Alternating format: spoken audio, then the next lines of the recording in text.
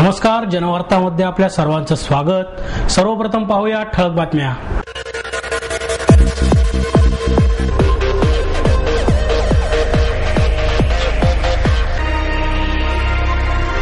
पावसामुळे बुधवारपेठ येथील 100 वर्षे जुना असलेला वाघुलकर वाडा कोसळला।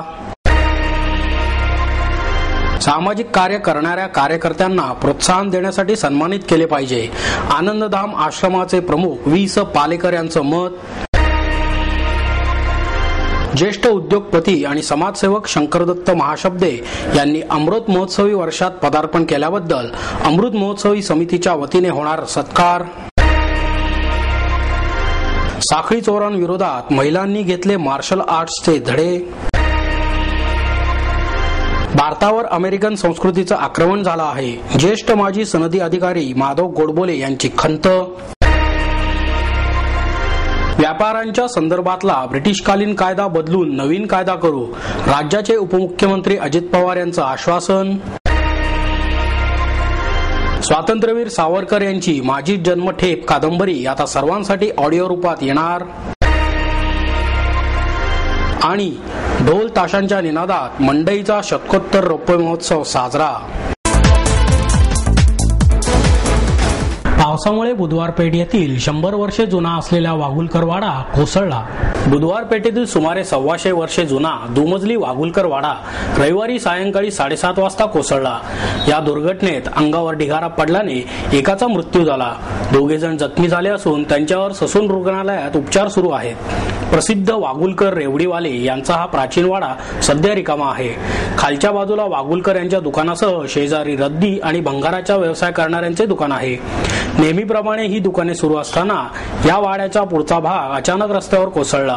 यावेळी रेवडीवाल्यांच्या दुकानात आलेल्या विश्वनाथ विठोबा कुर्रे यांच्या डोक्यावर दगडमातीचा मोठा ढिगारा पडला, त्यामुळे ते जखमी झाले। उपचारासाठी ससून रुग्णालयात दाखल केल्यानंतर रात्री 10 वाजता त्यांचा मृत्यू झाला, तर आणखी 2 जणांवर उपचार सुरू आहेत। श्रीनाथ टॉकीजच्या समोरील गल्लीत वाघुलकर रेवडीवाला यांचा 100 वर्षांपूर्वीचा दुमजली वाडा आहे। हा वाडा पडण्याच्या अवस्थेत असल्याने या वाड्याचे मालक दुसऱ्या ठिकाणी राहायला गेले होते, तर दुसऱ्या मजल्यावर 35 कुटुंबीय राहायला होते। मात्र या वाड्याची अवस्था खूपच बिकट झाल्याने ते सर्वजण 6 वर्षांपूर्वी अन्यत्र राहायला गेले असल्याने हा वाडा रिकामाच आहे। या घटनेची माहिती मिळताच स्थानिक नगरसेवक विजय मारटकर, शिवसेनेचे माजी विभाग प्रमुख गजानन पंडित, राहुल आलमखाने, माजी नगरसेवक दत्ता सागरे, शिवाजी मेलकरी, रमण ऑइल डेपोचे अनुप अगरवाल आणि अजय शिकारखाने यांनी घटनास्थळी धाव घेत अग्निशामक दलाच्या जवानांना मदत केली। या घटनेची माहिती मिळताच अग्निशामक दलाचे जवान तातडीने घटनास्थळी दाखल झाले। मुख्य अग्निशामक अधिकारी प्रशांत रणपिसे, सहाय्यक विभागीय अधिकारी दत्तात्रय नागलकर, शिवाजी मेमाणे यांच्यासह 30 ते 35 जवानांनी जखमींना मदत करत या वाड्याचा कोसळत असलेला अन्य भाग बाजूला केला। पोलीस उपायुक्त ज्ञानेश्वर फडतरे, सहाय्यक आयुक्त रणजित धुरे यांनी घटनास्थळी भेट दिली। सामाजिक कार्य करणाऱ्या कार्यकर्त्यांना प्रोत्साहित करण्यासाठी सन्मानित केले पाहिजे, असे मत आनंदधाम आश्रमाचे प्रमुख वी.स. पालेकर यांनी व्यक्त केले। लोकांमधील जाणीव नाहीशी होत चालली आहे। समाजातील वंचित लोकांच्या गरजांची जाणीव ठेवण्याची गरज आहे। वंचित विकास संस्थेकडून देण्यात येणाऱ्या कैलासवासी अण्णा कामटेकर आणि कैलासवासी प्रेमाताई कामटेकर पुरस्कार वितरण समारंभाच्या वेळी ते बोलत होते। यावेळी डॉक्टर सागर सुपेकर यांना अण्णा कामटेकर तर नीता मांडे यांना प्रेमाताई कामटेकर पुरस्कार देण्यात आला। डॉक्टर सुपेकर हे त्यांच्या बाणेर येथील रुग्णालयात गरीब रुग्णांवर निस्वार्थीपणे उपचार करतात, तर नीता मांडे या भारती हॉस्पिटलमध्ये डायलिसिस विभागात परिचारिका आहेत। रुग्णांना आर्थिक सहाय्य मिळवून देण्यासाठी त्या प्रयत्न करतात। डॉक्टर सुपेकर म्हणाले, गरिबीची जाण पहिल्यापासून असल्यामुळे गरजू लोकांना मदत करण्याची आवड आहे। कुटुंबियांच्या पाठिंब्यामुळेच माझे कार्य सुरू आहे। यावेळी आनंदधाम आश्रमाचे प्रमुख वी.स. पालेकर, कल्याण वर्दे संस्थेचे संस्थापक विलास चाफेकर, अध्यक्ष विद्याधर भिडे आदी उपस्थित होते। कार्यक्रमाचे सूत्रसंचालन आणि आभार प्रदर्शन देवयानी गोंगले यांनी केले। ज्येष्ठ उद्योगपती आणि समाजसेवक शंकरदत्त महाशब्दे यांनी अमृत महोत्सवी वर्षात पदार्पण केल्याबद्दल अमृत महोत्सव समितीच्या वतीने त्यांचा सत्कार करण्यात येणार आहे। हा सत्कार गणेश कला क्रीडा मंदिर येथे सायंकाळी 5:30 वाजता आयोजित केला आहे, अशी माहिती विरोधी पक्षनेते आबा बागुल यांनी पत्रकार परिषदेत दिली। यावेळी समितीचे उपाध्यक्ष शंकरराव सूर्यवंशी उपस्थित होते। पिंपरी चिंचवड येथील IEC air tools private limited आणि केडगाव येथील IEC डेक्स्टरलो प्रायव्हेट लिमिटेड आणि APC न्यूमॅटिक कंपन्यांचे संस्थापक ज्येष्ठ उद्योगपती आणि समाजसेवक शंकरराव तथा बाबासाहेब जगन्नाथ महाशब्दे यांनी नुकतेच अमृत महोत्सवी वर्षात पदार्पण केले आहे. त्यांनी केलेल्या धार्मिक, सामाजिक, सांस्कृतिक आणि शैक्षणिक कार्याचा गौरव त्यांच्या या अमृत महोत्सवी सोहळ्यात करण्यात येणार आहे. हा गौरव समारंभ द्वारकेचे परमपूज्य दंडी स्वामी सदानंद सरस्वती महाराजजी यांच्या शुभ हस्ते संपन्न होत असून या कार्यक्रमास प्रमुख वक्ते म्हणून राज्य माहिती आयुक्त पुणे विभागाचे विजय कुबळेकर उपस्थित राहणार आहेत. या कार्यक्रमाचे संयोजन IEC ग्रुपचे अध्यक्ष अमरनाथ महाशब्दे यांनी केले असून विरोधी पक्षनेते आबा बागुल या महोत्सव समितीचे अध्यक्ष आहेत. या कार्यक्रमाची सुरुवात सुप्रसिद्ध गायिका श्रीमती रामेश्वरी यांच्या सुगम संगीताने होणार आहे. यावेळेस महापौर मोहनसिंग राजपाल, पद्मभूषण डॉक्टर KH संचेती, श्रीमंत दगडूशेठ हलवाई ट्रस्टचे तात्यासाहेब गोडसे, ॲडव्होकेट फत्तेचंद राका, ॲडव्होकेट शंकरराव सूर्यवंशी, माजी मंत्री अनंत थोपटे, आमदार रमेशप्पा थोरात, उपमहापौर प्रसन्न जगताप आदी मान्यवर उपस्थित राहणार आहेत. साखळी चोरांच्या विरोधात महिलांनी मार्शल आर्ट्सचे धडे घेतले. हे मार्शल आर्ट्सचे प्रशिक्षण सतीश धोंडेबा मिसाळ प्रतिष्ठानच्या वतीने आयोजित करण्यात आले होते. या शिबिरात 7 वर्षाच्या मुलीपासून 74 वर्ष वयाच्या आजीबाई सहभागी झाल्या होत्या. गेल्या काही महिन्यांपासून साखळी चोरांनी धुमाकूळ घातला असून त्यांना पकडण्यात पोलीस अपयशी ठरले आहेत. त्यामुळे महिलाच आता स्वरक्षणासाठी पुढे सरसावल्या आहेत. महिलांचे दागिने, मंगळसूत्र हिसकावणाऱ्या चोरट्यांनी शहरात धुमाकूळ घातला आहे. हे चोरटे अद्याप सापडले नाहीत. त्यामुळेच महिलांमध्ये घबराट पसरली आहे. या पार्श्वभूमीवर महिला स्वसंरक्षणासाठी या उपक्रमाचे सहकारनगर येथील कामगार कल्याण केंद्रात आयोजन करण्यात आले होते. जालनावाला स्पोर्ट्स ट्रेडिंग अँड रिसर्च सेंटरचे संचालक निलेश जालनावाला आणि त्यांच्या सहकाऱ्यांनी त्यांना प्रशिक्षण दिले. हप्किडो या मार्शल आर्ट मधील स्वसंरक्षणाची मूलभूत आणि सोपी तंत्र प्रात्यक्षिकांसह शिकवण्यात आली. यामध्ये आक्रमण आणि प्रतिकाराच्या 20 मूलभूत तंत्राचा समावेश होता. समोरून, पाठीमागून, बाजूने, अचानक किंवा दुचाकीवरून झालेल्या हल्ल्याला प्रतिकार आणि प्रतिआक्रमण करण्याच्या कौशल्याचा महिलांनी सराव केला. 20 युवतींना हिप्किडो तंत्रज्ञानाचे प्रशिक्षण देऊन त्यांच्या सहकार्याने पर्वती मतदारसंघातील सर्व महिलांना विविध गृहरचना संस्था, कार्यालये आणि वस्त्यांमध्ये जाऊन प्रशिक्षण देणार असल्याचे शिबिराच्या संयोजिका आमदार माधुरी मिसाळ यांनी सांगितले. भारतावर अमेरिकन संस्कृतीचे आक्रमण झाले आहे अशी खंत ज्येष्ठ माजी सनदी अधिकारी माधव गोडबोले यांनी व्यक्त केली. भारतावर अमेरिकन संस्कृतीचे आक्रमण झाले आहे. आजची तरुण पिढी तिथल्या जीवनशैलीने आकर्षित होत आहे, परंतु तिथे गेल्यावर हे आकर्षण फोल ठरते. विकास देशमुख यांनी लिहिलेल्या US and Us या पुस्तकाचे प्रकाशन गोडबोले यांच्या हस्ते झाले. यावेळी साहित्य परिषदेचे प्रमुख कार्यवाह मिलिंद जोशी यांची प्रमुख उपस्थिती होती.